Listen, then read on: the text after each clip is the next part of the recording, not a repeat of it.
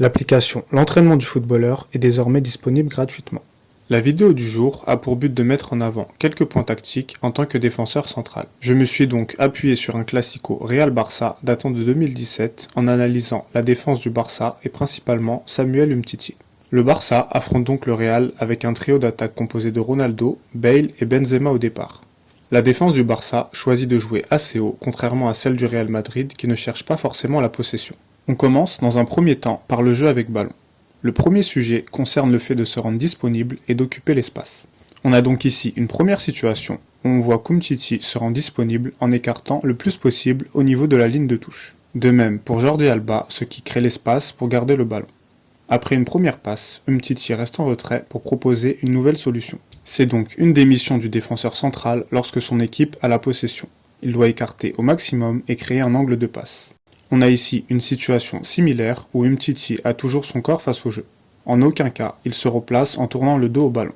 On arrive donc à le trouver facilement. Umtiti est donc positionné en tant que défenseur central gauche, mais dans une équipe comme le Barça qui a la possession, il doit quasiment se positionner comme un latéral et laisser Jordi Alba monter plus haut. On observe qu'il contrôle au maximum dans le sens du jeu et garde la tête levée. Il est constamment demandeur du ballon et prend l'information régulièrement.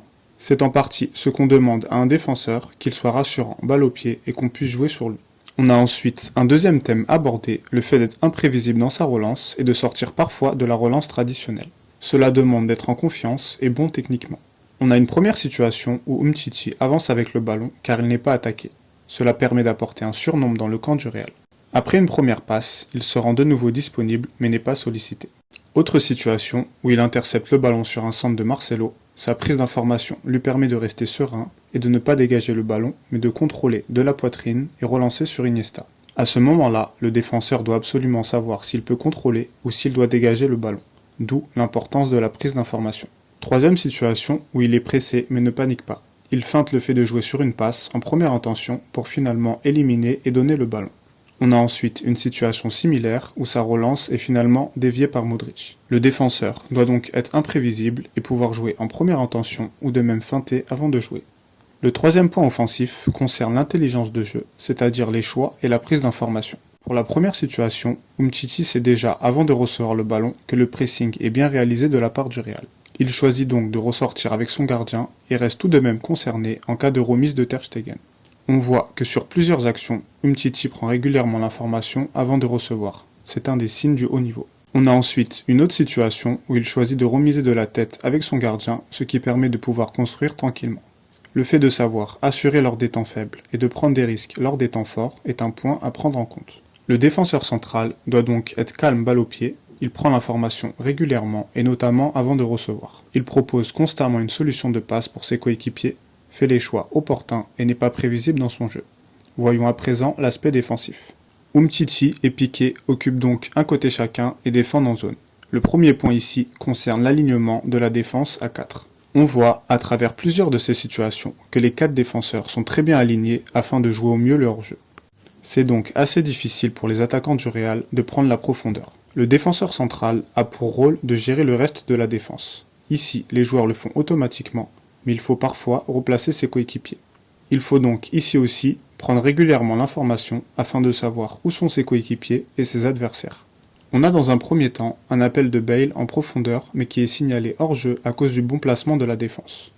On a ensuite une autre situation où Piqué se retrouve en dernier défenseur et voit que Benzema s'apprête à faire une passe. Il fait très intelligemment un pas en avant pour mettre Ronaldo hors jeu.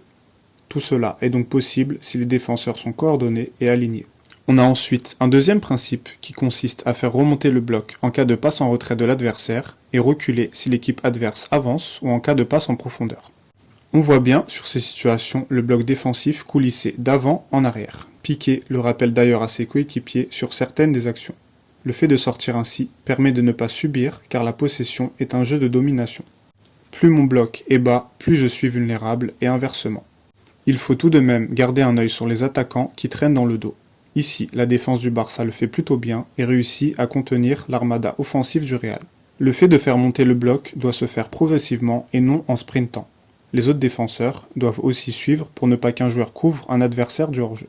Un des deux centraux doit prendre la responsabilité de gérer la hauteur de la ligne de 4 pour plus d'efficacité.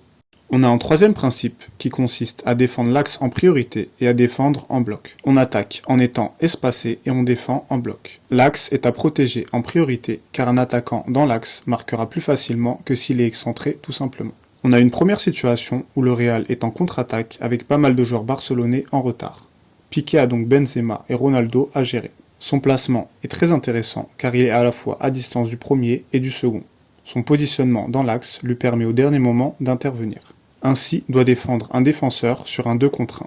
Il doit avoir chacun des joueurs à distance en étant plus proche du ballon que du joueur libre. On a ensuite une seconde situation où on voit la défense barcelonaise défendre en bloc et très concentrée dans l'axe. Ils parviennent à former une ligne de 5, voire 6 joueurs et gênent donc les attaques du Real. On pourra ajouter comme autre point le fait de couvrir son autre défenseur central lorsqu'il est au duel. On a ici une situation où Piqué joue le duel de la tête et Umtiti anticipe automatiquement en prenant du recul et en le couvrant. C'est donc aussi un point à prendre en compte. Défensivement, le défenseur doit donc être correctement aligné, avancer ou reculer selon la progression de l'équipe adverse. De même, défendre en bloc et protéger en priorité l'axe du jeu, puis couvrir ses autres défenseurs lorsqu'ils sont au duel et qu'il n'a pas de joueur au marquage. Le rôle du défenseur se compose donc du jeu avec et sans ballon. C'est l'accumulation de détails qui permet de devenir un top joueur. C'est tout pour cette vidéo différente de d'habitude. Dis-moi en commentaire si tu as apprécié. Si c'est le cas, n'oublie pas de liker et partager. Abonne-toi et active les notifications pour ne rien rater des suivantes. Et d'ici là, je te dis à très vite pour d'autres contenus sur l'entraînement.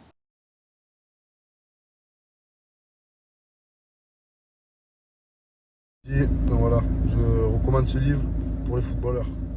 Karim Tarwat, un ancien frère.